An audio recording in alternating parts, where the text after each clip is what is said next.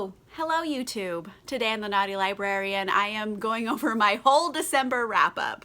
So, December was, it started off a bit of a failure. By the end of December, I had read an ass ton of books. And now I have to go over all of them. There's a lot. And also I have to do my makeup. I just got out of the shower. I got wet hair, no makeup. Let's talk about books. Why not? Here we go. First category is fantasy, and I read 3 of them. We're gonna start things off with Little Thieves by Margaret Owen. And honestly, I'm obsessed with this. I thought it was so good. Some of the writing, like I tabbed it. I never tab anything because I can't be bothered, but like I have 4 tabs in this. Like there was 4 lines at least that I was like, damn, that's a good line. I had to tab it.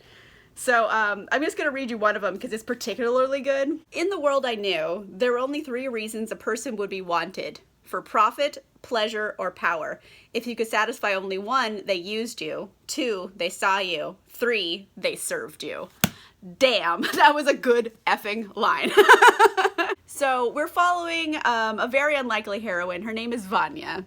And she's a bit of a grifter, kind of, but she is also the adopted goddaughter of both Death and Fortune. So she's got goddess godmothers.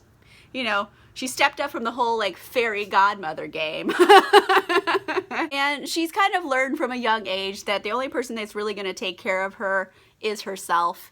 So she has been on her own for pretty much her whole life. So she kind of has like a mercenary type personality. And along the way, she's also a jewel thief, and she's impersonating the princess and all this other stuff. And then she steals from the wrong person one day, ends up getting cursed that she's gonna like turn into like rubies and pearls and stuff. She's gonna turn into gemstones if she doesn't like break the curse. And she only has 2 weeks to do it. So it's like, you know, kind of a raw deal. The story's about her trying to break this curse and also being like kind of mercenary and like learning like, hey, maybe don't be an asshole to everybody. Like maybe that's like a better way of living your life. I don't know. She learns a lesson in the end, but so much of the dialogue is so good. Like I read you that one line. It's incredible. And also like the whole concept behind it. I love the main character. There's zany antics. I like that she's kind of an anti-hero. So like it's got like all of the things I really, really like in like a fantasy novel. Yeah, 5 stars. I thoroughly enjoyed that book. So well written. Such a great heroine. Loved it to bits. 5 stars. Next up, I have The Wolf and the Woodsman by Ava Reid. And this one has like a whole lot of stuff going on. It's like kind of loosely based around Hungarian history, and it's got paganism in it. It's got like a little bit of Jewish mythology in it, and it's just got like a lot of stuff going on. So like culturally and like historically, that whole like setting, I mean, is this a fantasy world? Yeah, because people have magical powers, but like it's kind of, you definitely get the influences mixed in here. So did I enjoy this? Yes, I did. I gave it 4 stars because it does kind of drag at points. Like, we understand what's happening. You don't have to keep reiterating. It was one of those things where just spinning your wheels, or like it was just the same thing over and over. So like it needed to pick up its pace at times, but overall, did I enjoy this? Yes, I did. So we're following this girl, Eva K, and she's a young pagan woman, and she comes from like this pagan village where everyone has powers except for her, essentially. And every year, the evil king, he sends someone to this village to pick one of the wolf girls. They call them the wolf girls. So hence the wolf and the woodsman. Get it? Haha. And so everyone, you know, they kind of just like offer up Eva K because they're like, hey, we don't like you. You don't got magic. You're going off with the woodsman who came to pick you up this year as a sacrifice or whatever. So she's like, oh shit. So she gets picked up by these woodsmen, and one of them, he has a freaking eye patch. He's a one-eyed woodsman. Everyone's like, okay, so this guy is going to be like the guy, right? So they pick her up, and they have to travel back, you know, through like this enchanted forest full of monsters and junk. And of course, you know, they get attacked. The only people who survive is Eva K and like this woodsman. Turns out, woodsman, natural born prince. So he is the prince of this world. And for some reason, he's a woodsman. I'm not sure. I don't remember why. It's been a little bit since I've read this. In other words, they get to be very kind of unlikely allies in this, you know, mainly for survival and also, you know, saving the kingdom from evil because the prince has his brother who's like religious fanatic crazy person who wants to like kill all of like the non-believers, basically. He's like, oh, you're pagan, you guys all have to die.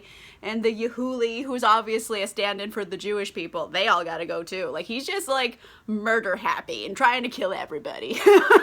So, you know, it's like kind of trying to defeat religious fanaticism and like have everyone get along with each other.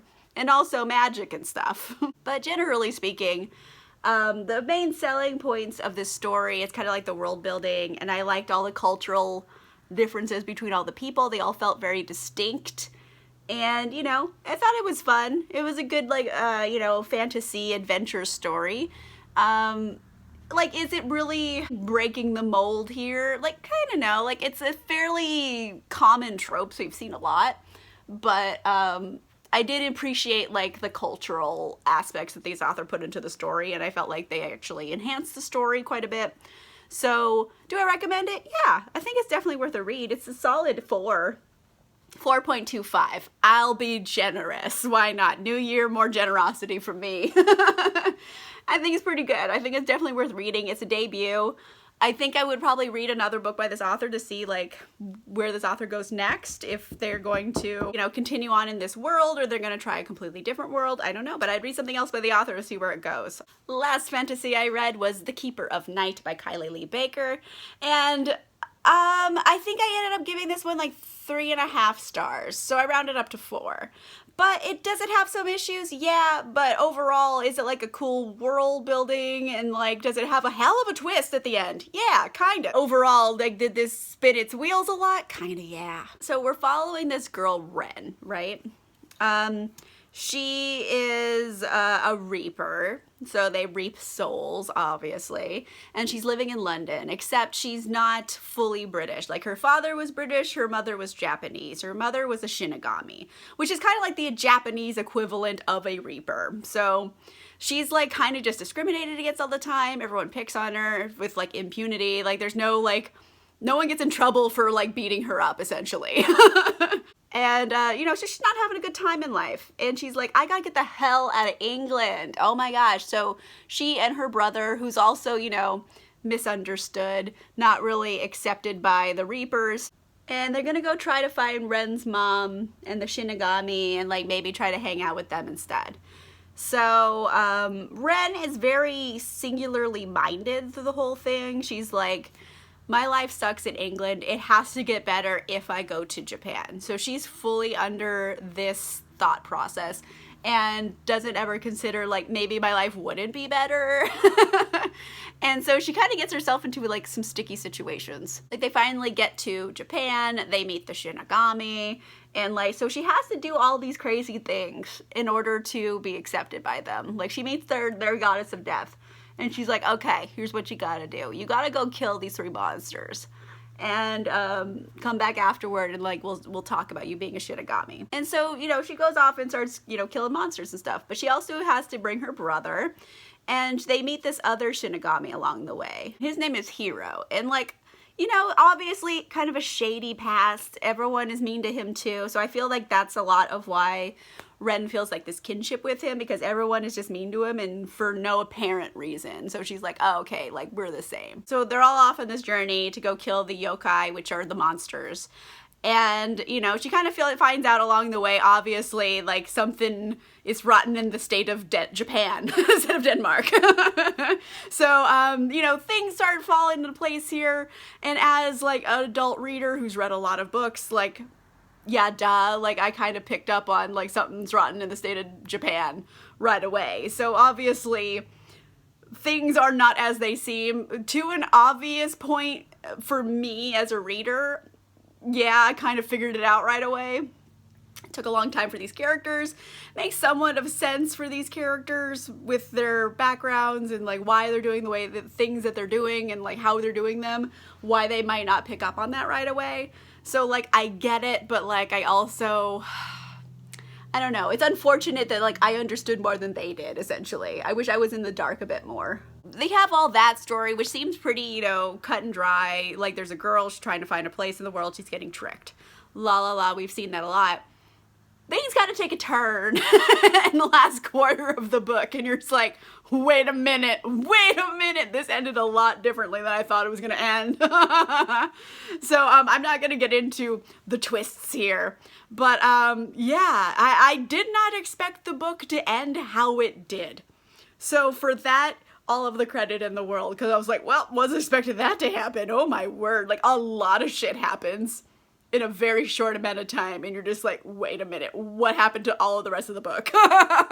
Which is another reason, like 3.5 stars, because we spent so much time on this other journey for it to all flip in the course of like one chapter pretty much. It's like, wow, that's a lot. I appreciate the flip, but like it feels so like out of place. Well, not out of place, it just feels like abrupt, and you're just like, wait a minute, like what was the whole rest of the book about?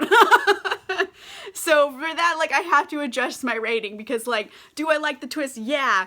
Do I think it's necessarily executed the best way it could have been? Probably not. So like I think it's good, and it's great if you're interested in like Japanese mythology. I think it's a good book to pick up.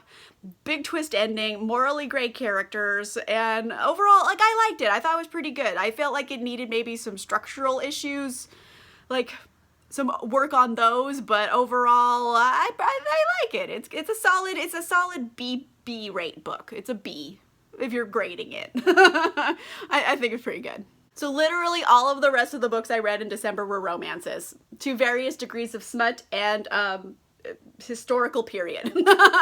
So first things first, we're gonna talk about these ones. These are Christmas romances because I read several. First up, I have The Trouble with Christmas by Amy Andrews. And overall, like I gave it like a 3. It's fine. You know what I mean? Is it great? No. But is it terrible? No. It's just kind of meh overall. But like, I'll explain. Trouble with Christmas, right? You have this woman, her name is Suzanne. And mind you, it spells Suzanne, but she's fancy, so she says Suzanne. And then you have Josh, right? He is a grumpy rancher who hates Christmas. And Suzanne is a New York artist who loves Christmas. How are these crazy kids gonna work it out? Suzanne, she's renting like this cabin in Colorado, and the cabin happens to be on Josh's ranch. So that's how they have interacted with each other. And through, you know, odd circumstances that don't make a lot of sense, basically she lies to her family about why she's not coming home for Christmas, and she's like, oh, well, I'm with my boyfriend and he loves Christmas and we're over here and you wouldn't like it, Mom, because you're like a New York artist lady who's fancy and this is like cheesy Christmas, you won't like it. And then the mom's like, oh, don't worry about it, I'll come to you. So she's like, oh shit, I just told my mom this whole elaborate story about how I'm dating this guy who doesn't like me because he's grumpy. So eventually she has to talk to him and be like, hey, listen, you're my fake boyfriend, hear me out. Stupid reasons, he like agrees to help. So now like they're fake dating each other, right? And of course, when you fake date someone, these kisses are supposed to just not be real, but they turn out to be real, and then smutty things ensue. And yeah, so it's just like a Grump Sunshine Christmas romance, and it's super cheesy, and the character dynamics are just kind of stupid and like put on, but like, I don't know, there is something to be said for a book that like is a cheesy Christmas book and then like really leans into that, you know? Pick a lane and stay in it. They picked that lane, they stayed in it, they built like another highway just to spread it out so they have a bigger lane to be in, essentially. Like, they really dug into this cheesy Christmas story romance thing, and I was like, you know, good for you. Like, you picked something and you stuck with it. I like that. So if you want a cheesy Christmas romance, like a la Hallmark or something, this is the book for you. You know, if you don't want anything too hard, just cheesy Christmas. Perfect. However, like, I wanted a bit more out of these characters. I didn't particularly get a lot of heat between them. It was just, you know, like, I wanted more than I got. But, like, what I got was fine for what it was, essentially. I also read The Lights on Knockbridge Lane by Roan Parrish, and this is an MM Christmas romance. The cover looks totally Hallmark, right? This looks like, oh my gosh, the cheese. However, not as cheesy as the other one was. Surprisingly smutty, by the way, too. Like, we'll discuss. So this is Adam and Wes. Adam, he just moved to this small town with his daughter after like a bad breakup with his old partner. And basically the old partner's just like, I don't want to be a father, bye. You know, dick move, right? So Adam is in this new town and he's with his daughter and this is like their first Christmas there and he's just trying to make it like the best Christmas ever. You know, good single dad stuff. Enter Wes. He's kind of like a reclusive neighbor. And he shows up and like, it's just like a silly, zany rom-com antics that basically precocious kid breaks into his house. So that's how they meet. And things just kind of go from there. They kind of just fall in love and la la la. And like millions of Christmas lights in Twinkletown. It's like full cheesy kind of Christmas story. But I found them a bit more realistic as characters. Even though this is like almost maybe a less realistic story. Like I liked a lot of the conversations like between Adam and his daughter. They felt very believable as real conversations a father would have with their daughter, and like everyone had a distinct personality, and like even like, you know, they have their own anxieties and problems, and like Wes is a recluse for a reason and they fall in love. But it's also a little bit of just like, did they fall in love because they're perfect for each other or they're convenient? That was the only thing, because it's just like you just moved to a very small town. You meet like the neighbor who just happens to be a hot gay guy when you're a hot gay guy too. So it just seems like rather convenient that he's like the only one around. So I don't really know about that necessarily, but I did appreciate them like wanting to be like a little happy family and have twinkle lights at Christmas and surprisingly smutty. So all of that, great. Like, you know, like this was like a cheesy one that like I bought more than the other cheesy one. I liked it better. Because again, it's cheesy Christmas and it leans into that completely. But like, I thought this was more believable for some reason. Speaking of Christmas romance, I started off with this Christmas book, which is like a bunch of different authors, right? And some of them I liked more than others. I would say I definitely liked the one from Suzanne Enoch and the one from Anna Bennett. The one from Amelia Gray, didn't really like. Amelia Gray's story was Christmas at Dewberry Hollow. You have Miss Isabel Reed, and then you have the grandson of a duke. And the grandson's there trying to find this tree for like his elderly relation. And it's like a tree that when he was a young boy, like he carved his initials into with his like, you know, deceased wife. And they're looking for that because he's old and, you know, it might be his last Christmas. And so that's great and all. It's just like, did I really, really like these characters? Kind of no. Like, I thought like they were milquetoast and like unbelievable, and I didn't like them, and I didn't really like the writing. Maybe it's just like this one is bad and I should try something else by Amelia Gray, but like this one was not killing it for me. I'd give it a 2. If I was reading it on its own, it's a 2. And then you have My Mistletoe Bow, and this one is by Anna Bennett. And by the way, I want to go read more stuff by Anna Bennett, so this is a win. I gave it like 4 stars. I thought it was pretty darn good. And maybe it's just me because it's fake dating. It's a fake dating situation. I love those. So you have Miss Eva Tiding. And then you have the Earl of Frostbow, Jack Hardwick. And she needs to get back her father's pocket watch that the Earl had like swindled him out of. But like, basically the dad betted in a poker game or something. So like he didn't really swindle him, but the Earl won't give it back. So she's like, I'm gonna break into his house and steal it. So she breaks into his house. He catches her, obviously. And he's like, you know what? I got an idea. I lied to my grandma and told her I was courting someone, and you can pretend to be this woman and I'll give you the pocket watch. La la la. 2 birds, 1 stone. And she doesn't want to do it at first, and then eventually, you know, she does it. And then they fall in love for real. And so it's a fake dating story. And I do like the zany antics here. Like, she literally broke into his house. So a girl who can pick a lock just knows the combination to my heart as well. Now, the piece de resistance here, Suzanne Enoch. So her book is called Great Scott! You know, puns. Already, I love a good pun in a romance novel title because it's going to be silly. It's just like a little ditty about this woman, Jane Bansell, who apparently everyone already knew. So I was thinking this is like a novella of a different series. and she getting her happily ever after with like a Scottish architect, and she's kind of shy, and like he's kind of like a widow, so they kind of get along, and they're both big nerds, and like it's nerd love, and like I really enjoyed the writing in it. I liked all the characters. It was zany, had Christmas time stuff, so I'm like, oh, I really like this Suzanne Enoch lady, like I want to read more books from her.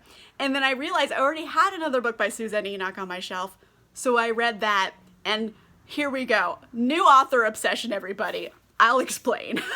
I then continued to binge this whole series by Suzanne Enoch, because this is the series that goes with that novella. So novella would be like the last book of this series. So this is the book I had. I read it. Then I read book 2, and then I read book 1. I read it completely backwards. I am completely obsessed with Suzanne Enoch right now. This is like a new Tessa Dare, guys. I'm saying it now. I'm obsessed. Like I'm ready to binge everything this author has written.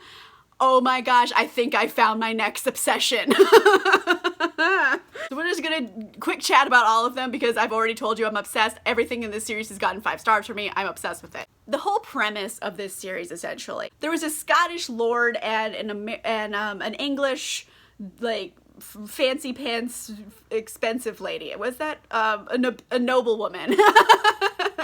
And they, you know, full on got married in a whirlwind romance type of thing. It fizzled out, and like they have been estranged for like 18 years. And when she was leaving, she's like, we're gonna sign this agreement that like all of the boys, like 3 sons later, they have to marry English women, and you have to sign it. If you don't sign it, I'm not going to give you any more money, because basically she holds all the purse strings in this marriage. So he's like, fine, and they sign it.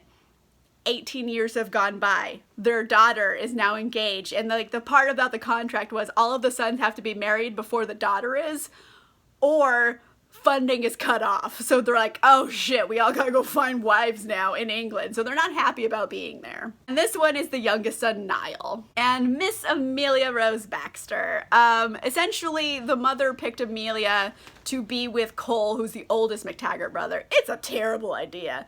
But like through that, Niall kind of meets her, and it's basically like, oh no, I'm not trying to date you. You're my brother. I'm trying to help my brother date you. Obviously, I'm not in love with you. What? You misheard me. It's one of those things. And eventually, he's just like, I'm in love with her. I'm gonna marry her. La la la la la. And her family are crazy people, and they're like, you know, you're not gonna let you marry her, blah, blah, blah, like stupid stuff. And they end up like, it ends up in a zany kind of rom-com antics where it's like low-key a kidnapping, but like she's into it, so it's not like a kidnapping, it's more of just an abduction. But they run away to get eloped in Gretna Green. So probably the most romantic of the series, but it's got zany antics, it's got smutty delights, it's got Scottish guys, and like feisty ass heroines. It's got everything I want in a romantic rom-com series. I love it. Book 2 of this series is Scott Under the Covers. Again, great pun. So this is middle brother Aiden and his intended Miranda. And this one it's very much almost like a crime heist kind of caper. Like, are they stealing anything necessarily? No, but it definitely has all of like the backbone that you would see in a good like heist story. Miranda's brother Matthew was kind of swindled by this guy who's like a captain. And he basically ended up like 50,000 pounds in debt to this guy. And the guy's like, don't worry about it. I'll just marry your sister. And otherwise, you know, your whole life is ruined. Your family's ruined. I'm taking everything, blah, blah, blah, blah, blah. You know, so he's kind of like stuck in this place. Matthew, by the way, let me tell you, Matthew is like the sister's fiance. The McTaggart brothers, their sister, why they all have to go get married. That's her fiance, and he basically like sold his sister to someone. Already I'm like, why are we dealing with this fucker anymore? But anyway, so Captain Vale, he's like a piece of shit, and he's like, I'm gambling people and I ruin lives, and I want Miranda to be my wife because he's a sicko and he's like gross, and he's like, I'm gonna get like into high society through you, and like, I don't care, you don't want to marry me, blah blah blah, I'm like gonna make you marry me anyway. You know, Captain Rapey Pants. And obviously Miranda does not want to marry this guy because he's a creep and a half.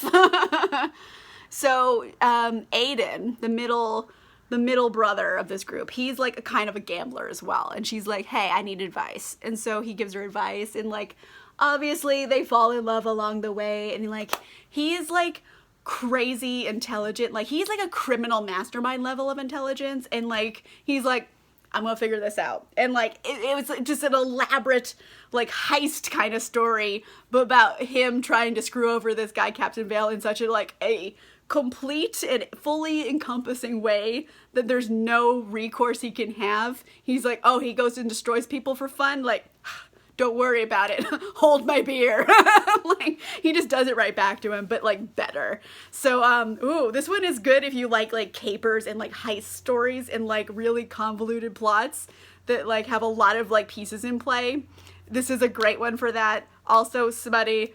I like them together. Miranda's very smart. She catches on to like this heist idea very quickly. She's like intelligent level wise. She is probably on the same level as Aiden. So that's why they get together and like they work really well. And then you have my personal favorite of the series. Hit me with your best, Scott. And this is the oldest McTaggart brother, Cole. And this woman, and her name is Persephone Jones. And she's an actress. So everyone's like, an actress? You're the Earl. You're going to be a Viscount. What? But, you know, Cole's very stubborn. And he's just like, I like who I like, la la la. And then like someone's trying to kill her for reasons that I get into later. It's kind of like a reveal for the reason, so I won't get into it. But basically someone's trying to kill this lady, and he's just like, well, I can't have someone kill you. So he's like her protector. And again, another kind of zany, heisty kind of story where they have to figure out who's trying to kill her, and they do a lot of detective kind of stuff. And yeah, this one is probably also the best smut of the series in my own personal smutty opinion. And I also really, really like the heroine. She is incredible. Persephone, she's the best. Someone is trying to kill her. And we've seen this in other romances before. And usually the woman's always like, I don't want guards. I don't want anyone following me around. I don't need them. Which is fucking stupid. It's the stupidest thing.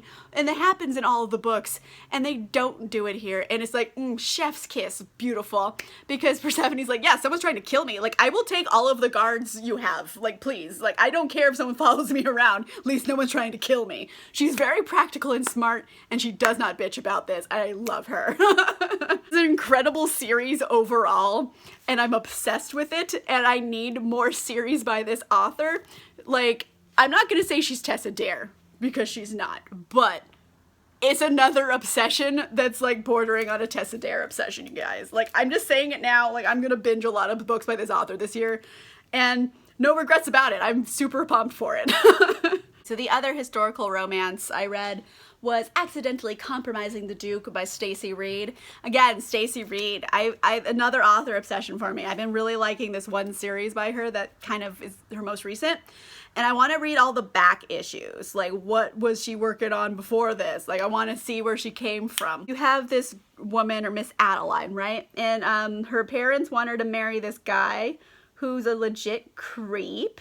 And she doesn't want to do it. So she's like, okay, here's what I'm going to do. I'm going to go be found in a compromising position with my friend, this guy that I kind of wanted to marry anyway because he's like nice and stuff and we're friends.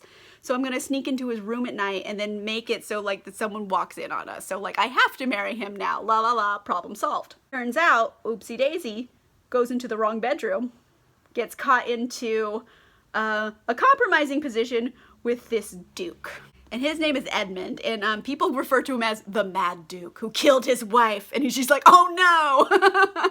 So whoopsie daisy, got caught in a compromising position with a duke. Mind you, he didn't actually kill his wife. Like, let's just preface that right away. Like, this isn't like, oh no, she married a worse guy. It's more just like his wife died in childbirth. There you go, guys. I mean, it's pretty obvious right away, so that's not really like a spoiler. But, so yeah, and then he basically came there for the purpose of getting a wife, so his daughters that he already had from his deceased wife will have a mom. So he's just like, two birds, one stone. I needed a wife. You need to not be ruined by society because no one's going to have you after this if I don't, like, call for you. Like, if he doesn't step up and, like, ask to marry her, she's fucked. because no one's gonna marry this lady now. So he like, you know, he does the right thing. He's like, all right, I'll marry her, blah, blah, blah. And so they get married, and it's one of those things where like, affection isn't gonna be in our relationship. I refuse. And of course, he falls in love for real. And it's very smutty and also dark. Like, he definitely has a lot of issues he needs to work through because, you know, his wife died in childbirth with his baby, so he feels very responsible for it, which is, you know, I get it. On the other side of this, though, it's just also like, okay, but you need to get over yourself.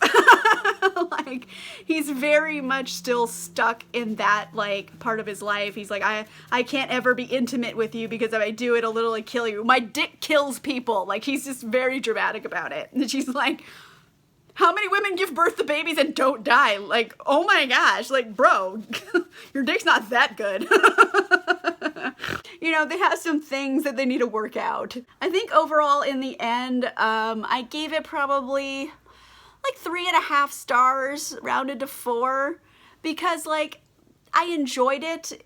It feels like an earlier work, you know what I mean? Where she's still kind of like working out the kinks in her writing style. But, you know, it's kind of made of things I like in a book, and, you know, it has a happy ending, it has cute kids, and overall, it's, like, kind of remarkably smutty. So, like, it was fine for what it was. I had a good time with it. I still want to read more Stacey Reid books. I had a good time. Last book I need to review is Well Matched by Jen DeLuca. And overall, like, I enjoyed it, but, like, on the other side of it, I was also, like, frustrated with it. This is a single mom, older woman romance with April and Mitch. April is kind of basically so not self-aware of things that it gets annoying. I'll talk about that more. But basically she's like, oh, I'm on my own. She has like trauma here from a past.